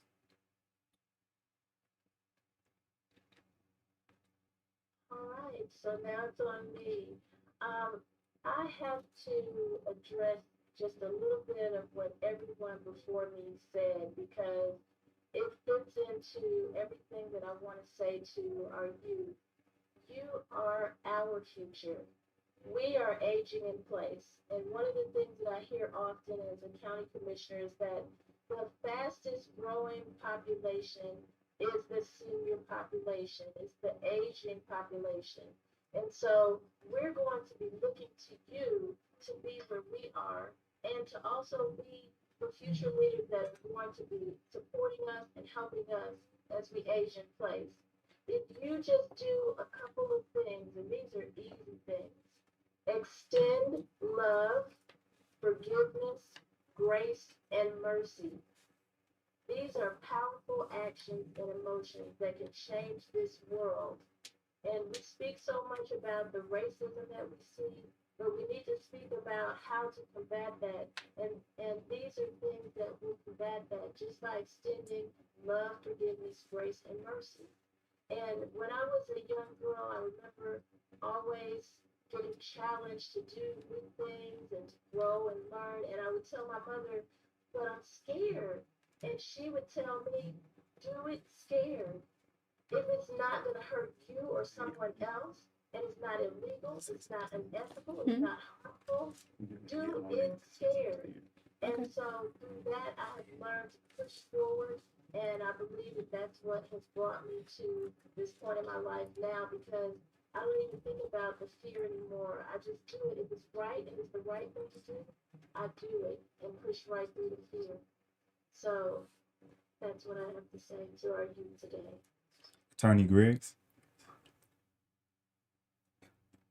First and foremost to the youth today, I want to tell you that I'm supremely proud of you. You guys are a generation that is ahead of your time. You are bold, you are courageous, you are inquisitive, and you are already where we are. But I usually, when I give advice, I would think of what I would say to a younger version of myself. And I think it kind of sums up what everybody on this call has said. You know, with everything you do in life, you're going to be a little bit afraid. Mm-hmm. But if you can harness that fear and turn it into focus, you can achieve anything in this world, period. Like I said earlier, you guys literally have an encyclopedia in your hand. You can learn every single thing you ever wanted to learn, either on Google or YouTube. So there's no excuse. And so what happened to my generation, I don't want to happen to yours. Don't wait. Don't wait for permission. Just do. Also, don't be afraid to reach out to somebody that's a few steps ahead of you in whatever journey in life that you want to be. If you want to be an engineer, call an engineer. DM an engineer. Tweet out at the engineer. They will respond. If you want to be a great athlete, go on YouTube and study that athlete and then reach out to them. You'll be amazed that they will reach back and talk to the younger version of themselves and talk about the pitfalls, but also give you the Cliff Note version. That's me dating myself. The Cliff Note version of how you get where you need. So, I'm supremely proud of you guys. Again, I'm astounded at the things that you guys are already doing. But just know this. however this world is going to turn out, it's going to be based on you guys. Let us deal with the racism. We're going to end it this generation. And you guys build the future now. You are the most diverse generation this country has ever seen. Keep being diverse. Keep treating each other like you want to be treated. And don't worry about all the noise. We will deal with the noise. You guys focus on the future. I'm gonna jump and have Leslie say something too as well. Right. So I will date myself. I'm 25, which means I'm very close to the generations coming up, but I'm also close to the generations who've passed high school age. And to me, it's really important that, first of all, I say I'm proud of you guys for making it through in pandemic times. I know online school is awful. It's very hard. You're not seeing your friends. You kind of miss them. But also, I want to say that it's important that you figure out where you're going in life because the past has already happened. You know, we're not in a position to go back to school 5 days a week in person. We're in a position where we're adjusting, and you always have to learn how to pivot as you grow up. So that pivoting allows you to bounce from, you know, I wanted to be a marine biologist when I was a kid. Now I want to be a lawyer. So pivoting is what makes life easier. Do not stay stuck in the road. Always learn to adjust to what's going on around you. Kudos. Wow. I'm gonna we got people clapping in the room. And I'll end by saying this. So I'm gonna tell a story. I've told this story plenty of times before. In my front yard, I keep up an American flag that sits on a post in my front yard. And during the storms we had about 3 weeks ago, one of my neighbors came rushing on my door, banging on my door. And I'm like, what's the problem? She said, you got to take the flag down. You got to take the flag down. I said, why do I have to take my flag down? So I go out to the flag and I go watch and I go look at the flag. And the flag had been, from the storm, beaten and battered, like ripped up. And she said it was a sign of disrespect to have the flag out like that. But because it was beaten up, it was torn, right? And God spoke to me in that moment. And he said to me, no, leave it up. And I'm like, why do you want me to leave this flag? Are you trying to get me roped off? I'm in Mableton. This is not the place where you want to do that. He said, leave it up. And he said that I want you to, every day you get up, I want you to realize that this is the America that you see, but it doesn't have to stay like this. He said it may be ripped up, it may be torn, it may be dismantled right now, but if you can take, like Attorney Greg said, go on YouTube, learn how to sew, and you can take your time and patience to actually put work to it, then we can rebuild this flag and we can make it better than it's ever been. So every day when I get up in the morning, I wake up with the mentality that, you know, what can I do to put that flag back together? And I'm not going to take it down for everybody who's in Mableton upset, because I need to be reminded that even though it's torn, even though it's ripped, it's still the United States of America. And even though it's torn, it's ripped, everything is still lined up. It just needs a little work. And it takes all of us to put in that work. So as far as I'm concerned, thank you everybody on the panel who participated today. We really do appreciate it. Kudos to all of you guys and for all that you guys do. And we could not be who we are. We could not do what we do without you guys. So at this time, I thank you guys. Hang out for me for 1 second, but we're going to stop the live feed. For those who are watching the live feed on Facebook, this will be on our Facebook forever and ever. It'll be on our website. And for those parents who have been on as well, we appreciate you guys, and we want you to make sure that you continue to share this, because we're going to still share this, and we're going to still want people to watch the video all over the United States, because I think this conversation was just that powerful. So thank you guys for coming out. Thank you for everybody who works for Black Push, who have participated in these events. Kudos to you guys, and who are still here with me till 7 o'clock at night, and they've been here since 12 o'clock. Kudos to them and the work that they do every single day. So thank you for watching, and thank you for participating. And hold on 1 second. Leslie, let me know when we're done live. Okay. So thank you guys so much, everybody. Literally, thank you. So we're done living. So nothing that you're saying is being put out to the public. I know Attorney Grace, we got a meeting on Monday, so we'll talk more. But I want to thank you guys for participating. Thank you guys for all that you do. Thank you for your honesty. And we're going to continue to do some work. And Judge Brown, I was looking for the tea. You didn't sip not one. Where's the cup? I know you got to have one close to you. No? Hey, Judge. It might be down underneath the desk. And Camille wants to say hello to everybody. Hi, everyone. Everybody. She's my assistant, and she's part of who makes us great. So thank you guys for everything that you guys do. Thank you guys. We're going to continue to have this dialogue, but it's not just about this dialogue. Anybody who knows me know that it's the work we have to put in that goes behind this. So I appreciate everything that you guys do, and thank you, Colonel Hutton, Pastor Musser, DA Patsy. I know you just came from a trip and you've had a long week. Attorney Gerald Griggs. Thank you, Vice Chairwoman Natalie Hall. I'm sorry, I got so many names in my head right now. And thank you to the Honorable Judge Brown. I really do appreciate you guys for coming on and participating with us today. And we'll be in touch soon, everybody. Have a great day. Be good. Bye. Bye. Awesome. I was getting any notes from the chat. Bye, bestie. Oh, okay, stop Zoom. And stop the Zoom. So in the meeting for all. Thank you. Put that computer back on. I'm gonna plug all this back up. Attach. You stopped streaming, right, Leslie? Yeah, it That was you put everything on the computer. Oh, you didn't stop streaming because it's still on Facebook Live. It's a delay. It's still, there's a delay. No, It's a delay. everything I'm saying right now is still on there. I bet what you just said right now.